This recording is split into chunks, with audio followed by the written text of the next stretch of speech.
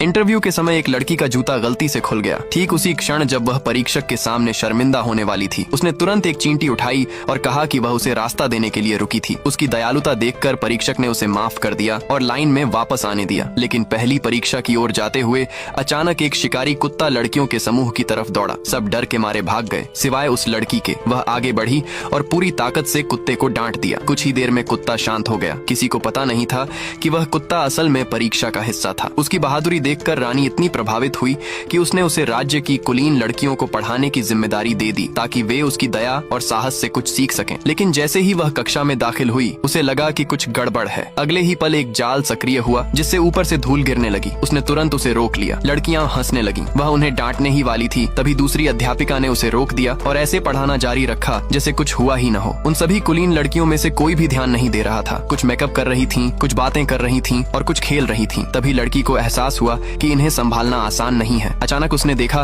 कि ज्यादातर लड़कियां सिक्के उछालकर सिर या पूंछ वाला खेल खेल रही थीं। वह आगे बढ़ी और बोली, अगर मैं जीत गई तो तुम सबको कक्षा में ठीक से बैठना होगा और पढ़ाई पर ध्यान देना होगा। यह चुनौती सुनते ही उनमें प्रतियोगिता की भावना जाग उठी। एक एक करके कुलीन लड़कियां अपने सिक्के उछालने लगीं, लेकिन किसी को भी अच्छा परिणाम नहीं मिला। वह लड़की आत्मविश्वास से देखती रही। फिर राजकुमारी आई और झुंझलाकर तीसरा सबसे बड़ा अंक वाला सिक्का फेंका। सब उसकी तारीफ करने लगे, लेकिन उस लड़की ने शांत भाव से अपना सिक्का उछाला और सबसे बड़ा अंक प्राप्त कर लिया। कमरे में सन्नाटा छा गया। राजकुमारी हार मानने को तैयार नहीं थी और उसने दोबारा खेलने की मांग की। लेकिन लड़की चाहे जितनी बार खेलती, उसकी सबसे खराब चाल भी राजकुमारी से बेहतर साबित होती। गुस्से में राजकुमारी वहीं बेहोश हो गई। सब लोग घबरा गए। लड़की तुरंत उसके पास दौड़ी, उसकी हालत देखी और चेहरे पर पानी डाला। धीरे धीरे राजकुमारी को होश आ गया। उसी क्षण से घमंडी और अमीर लड़कियां पूरी तरह बदल गईं।